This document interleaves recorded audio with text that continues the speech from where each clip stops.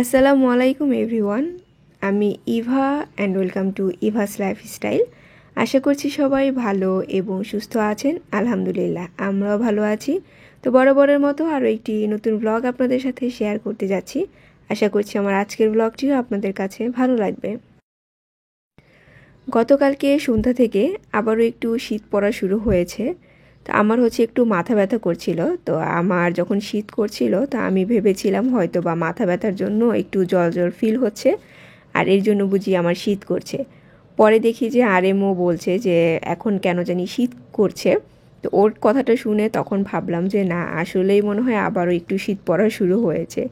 আর আজকে সকালে যখন ঘুম থেকে উঠে আমি পানিতে হাত দিলাম, তখনই বুঝতে পারলাম যে আসলেই সত্যি সত্যি আবারও শীত পড়া শুরু হয়েছে।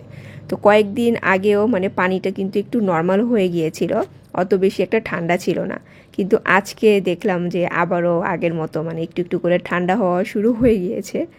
আর এখনকার ওয়েদারও বোঝা খুবই টাফ, কখন যে কোন ইয়েতে কি হবে কেউই বলতে পারে না। তো যাই হোক, সকালবেলা উঠে আমি আমার জন্য ব্রেকফাস্ট করছি। তো ভেবেছিলাম যে একটা পরোটাই খাবো, তবে সাথে একটু ডিম নিব। কিন্তু আনফর্চুনেটলি আমার ফ্রিজে একটাও ডিম ছিল না। নর্মালি কিন্তু এরকম কখনোই হয় না, দেখা যায় যে সব জিনিস থাকতেই আমি আবার নিয়ে আসি, কিন্তু কালকে যে কিভাবে ডিম শেষ হয়ে গিয়েছে আমি টেরও পাইনি। তো কী আর করার, ভাবলাম যে চা দিয়ে পরোটা আজকে খেয়ে নেই। আর এমনিতেও ইদানিং আমার সকালবেলা ব্রেকফাস্ট করতে কেন জানি একটু লেট হয়ে যায়। আজকে আমরা এসেছি বইমেলাতে। তো সবসময় চেষ্টা করি সকালের দিকে যাওয়ার জন্য, এতে করে জ্যামটা কম থাকে। কিন্তু আনফর্চুনেটলি আজকে এসে দেখি যে বইমেলা 2টার পর খুলবে। তো আমি বললাম যে এটা তো উইকেন্ডের জন্য না, উইকেন্ডে তো সকাল থেকেই খোলা থাকে। তো বলছিল যে আজকে নাকি কি একটা এক্সাম হচ্ছিল, এর জন্য 2টার পর থেকে খোলা। আর এখানে যে লিয়ানার একটা ফ্রেন্ড আছে, লিয়ানার এইজেই, সে এবার একটা বই লিখেছে। তো তার বইটাই বইমেলাতে বের হয়েছে। তো লিয়ানাকে আমরা সেই বইটা কিনে দিচ্ছি এখান থেকে। আর এই যে আমার লেখক সাহেব, সেবা প্রকাশনীতে তো তার বই ছাপানো হয়েছে, সে সেবা প্রকাশনীতেই যাচ্ছে নতুন যে বইগুলো বের হয়েছে সেগুলো কেনার জন্য। আর এত এত বই কিনে এই লোকটা কি বলবো, এত বই কিভাবে পড়তে পারে আমি নিজেও বুঝে পাই না। বই রাখার জায়গা হয় না ঘরের মধ্যে, কিন্তু তার বই কিনতেই হবে। বইমেলা শুরুর প্রথম দিকেই কিন্তু আমরা কখনো বইমেলাতে যাই না, দেখা যায় যে 21শে ফেব্রুয়ারির পরে আমাদের যাওয়া হয়। কিন্তু এবার আমরা এত বিজি যে কোনো উইকেন্ডেই ফ্রি থাকবো না। তার মধ্যে রোজা চলে এসেছে, তো শেষ মুহূর্তে তো যাওয়া একদমই যাবে না, কারণ রাস্তাঘাটের যে অবস্থা থাকবে বের হতেই ভয় লাগে। তো এর জন্য এবার একটু জলদি করে বইমেলাটা ঘুরে আসলাম। তো বইমেলা ভিজিট করার পরে আমরা গিয়েছিলাম শিল্পকলা একাডেমিতে। এখানে পিঠা উৎসব হচ্ছে। আর পিঠা মেলা হলে তো আরএম লিয়ানা যাওয়ার জন্য অস্থির হয়ে থাকে। তার কারণ লিয়ানা নকশি পিঠা খেতে খুবই পছন্দ করে, আর আরএম ভাপা পিঠা। তো এই দুইটার কারণে দুইজনে খুবই এক্সাইটেড হয়ে থাকে। যদিও আজকে পিঠা মেলার শেষ দিন ছিল, এরপর আর হবে না। তারপর আমরা চলে এসেছি লাঞ্চ করার জন্য। তো এখানে বসে বসে আমি চা খাচ্ছিলাম আফটার লাঞ্চ। আর এই ভিউটা দেখতে আমার এত ভালো লাগছিল, মনে হচ্ছিল যে এখানে যদি আমার বাসাটা হতো, কিংবা এটা যদি আমার বাসা হতো ভালো হতো, আমি প্রতিবেলায় খাওয়া দাওয়া করতাম আর এরকম গাড়ি তারপর সব জিনিসের দৃশ্য দেখতাম। তো যাই হোক, এটা ছিল বেশ কয়েকদিন আগের ক্লিপ। আমি আমার বেডটা আজকে ডিপ ক্লিন করছি। তো এই ধরনের ফ্যাব্রিক্স টাইপের সোফা বেড দেখতে বেশ ভালোই লাগে, ইউজ করতেও ইচ্ছা করে, কিন্তু এগুলোর প্রতি অনেক বেশি এফোর্টও দিতে হয়। যে কোনো একটা সফট স্ক্রাবারের মধ্যে আমি শ্যাম্পুটাকে ভালো মতো ফোম করে নেই। তারপর সেই ব্রাশটাকে ভিজিয়ে এরকম করে কিন্তু সাবান দিয়ে ভালো মতো আমি আর কি লাগিয়ে নেই। এরপর যে আমার ভ্যাকিউম ক্লিনারটা আছে, সেটা দিয়ে কিন্তু আমি ভালো মতো ভ্যাকিউম করি। যদিও আমার এই ভ্যাকিউম ক্লিনারে কোনো ওয়েট ফাংশন নেই, ড্রাই সম্পূর্ণটাই, তারপরও আমি এটাকে কাজে লাগাই এরকম করে। আর এটা দিয়ে যখন আমি ভ্যাকিউম করি, তো তারপরে যে এত সুন্দর কালার চেঞ্জ হয়ে যায়, তো আপনারা এটা দেখলে বুঝতে পারবেন যে ইমিডিয়েট হোয়াইট হয়ে যাচ্ছে। কিন্তু আনফর্চুনেটলি আমার এই ভ্যাকুয়াম ক্লিনারটা নষ্ট হয়ে গিয়েছে।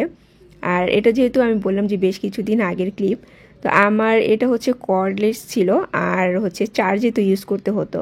তো আমি কি করতাম, যখন ইউজ করার দরকার পড়তো ইউজ করার শেষে চার্জ দিয়ে রাখতাম, আবার মানে বের করে আবার দেখা যেত চার্জ দিয়ে ইউজ করতাম।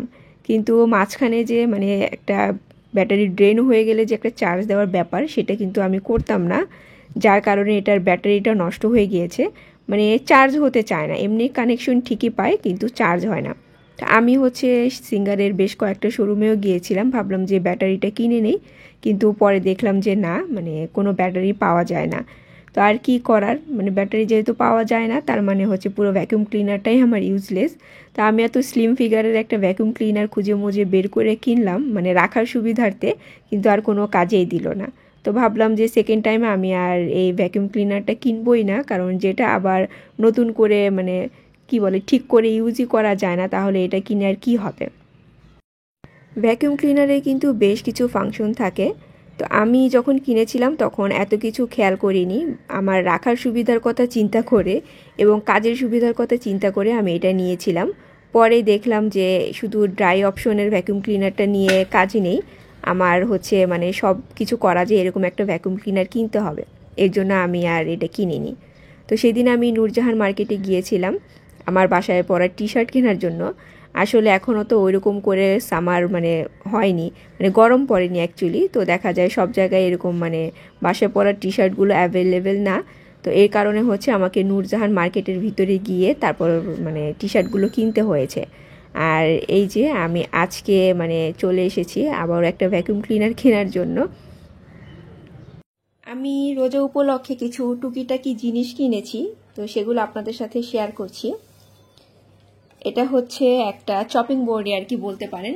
তো এটা আমি ইউনিমার্ট থেকে কিনেছিলাম, তবে বেশ মানে কয়েকদিন আগেই কিনেছি, তো আপনাদের সাথে আর শেয়ার করা হয়নি, ভেবেছি সব কিছু একবারে আপনাদের সাথে শেয়ার করব আর কি।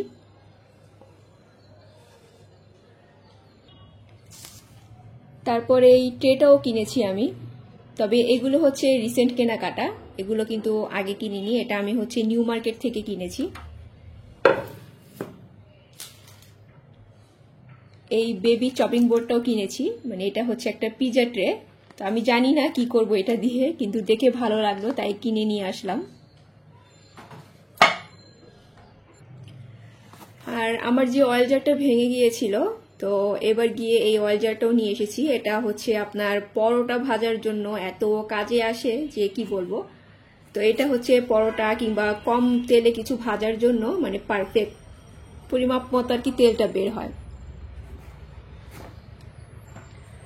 তারপর এখানে হচ্ছে একটা পেপার মিল কিনেছি, কিংবা ব্ল্যাক পেপার যে গ্রাইন্ডার আছে সেইটা। এর আগে তো আমি যে মানে স্টিলের নাকি সিলভার যেন ছিল ওইটা ইউজ করতাম, তো ওইটা হচ্ছে যে এভাবে এভাবে করে পুশ করে করে যে ইউজ করে ওইটা ছিল, তো ওইটা বেশি একটা ভালো না, কয়েকদিন পরই নষ্ট হয়ে গিয়েছে। তা আমি হচ্ছে আবার এটা কিনেছি, এটাই যেভাবে করে ঘুরিয়ে ঘুরিয়ে যেটা দিয়ে আর কি ব্ল্যাক পেপার বের হয়।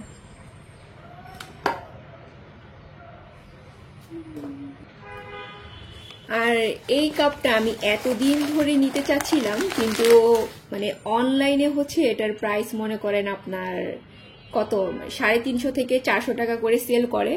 তো আমি একবার অর্ডার দিয়েই দিয়েছিলাম, পরে আবার কি মনে করে যেন অর্ডার দেইনি, পরে এবার গিয়ে দেখি চন্দ্রিমাতে এটা মানে পাওয়া যাচ্ছে। তা আমি হচ্ছে তাই আর দেরি না করে নিয়ে নিলাম, আর প্রাইসটাও খুবই রিজনেবল। এটা কিন্তু অনেক ভাইরাল একটা মগ, তো আমি হচ্ছে এখন কিনলাম এতদিনে গিয়ে। তারপর এখানে একটা হচ্ছে আমি মানে একটা না 3টা স্পাইস জারের সেট কিনেছি। যদিও আমি এরকম সেট চাচ্ছিলাম না, যেটা চাচ্ছিলাম সেটার প্রাইস শুনে আমি তো পুরো দৌড়ের উপরই ছিলাম। পরে ভাবলাম যে আমার ইমার্জেন্সি দরকার, তাই এটা নিয়ে নেই। এরকম হচ্ছে আমি 3টা কিনেছি, আর আমি কোন টাইপের কিনতে চাচ্ছিলাম সেটা আপনাদের সাথে আমি পরে শেয়ার করব।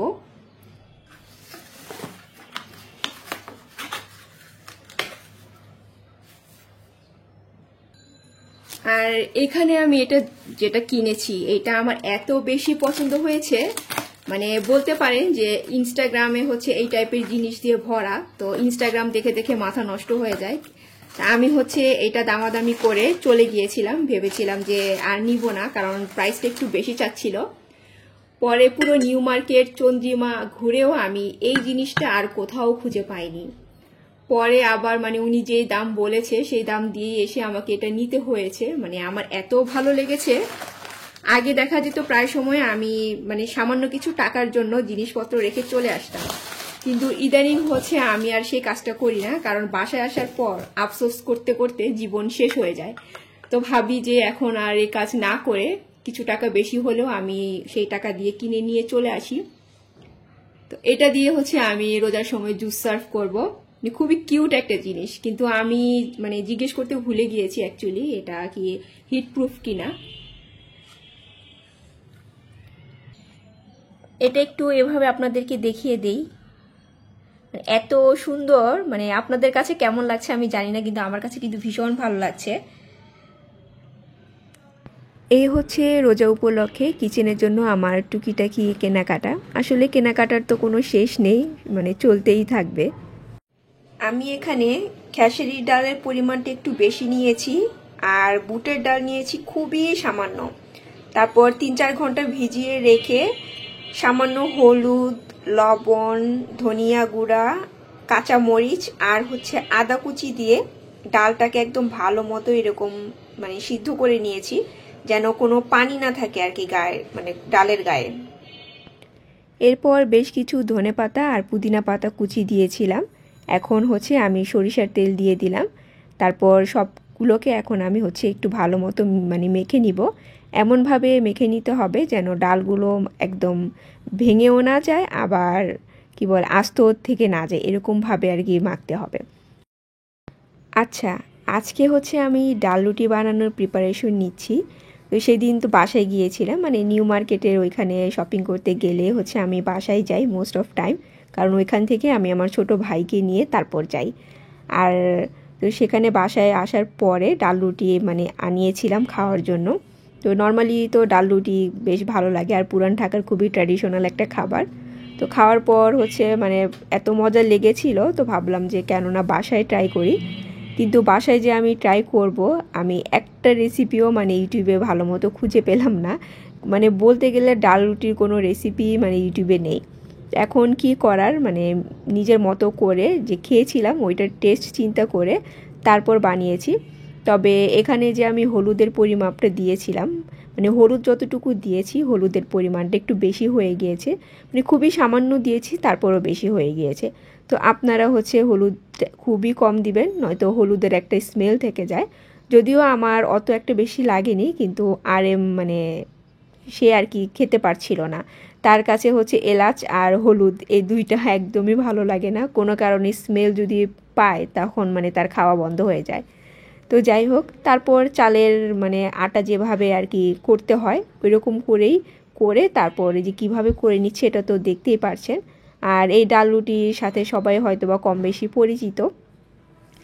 আচ্ছা, লাস্ট ব্লগে যে আমি মানে তেলের পিঠা বানিয়েছিলাম, তো ওইটা দেখে অনেক আপুরাই বলছিলেন যে আপুরা তেলের পিঠা বানাতে পারেন না কিংবা সুন্দর হয় না। বিশ্বাস করেন আপু, আমার হাতেও কিন্তু তেলের পিঠা একদমই হতে চাইতো না, কিন্তু আমি কিন্তু হাল ছেড়ে দেইনি। আর প্রতিটা দিন বানিয়েছি আর রিয়েলাইজ করার চেষ্টা করেছি যে মানে আমি কোন জায়গায় মিস্টেক করছি।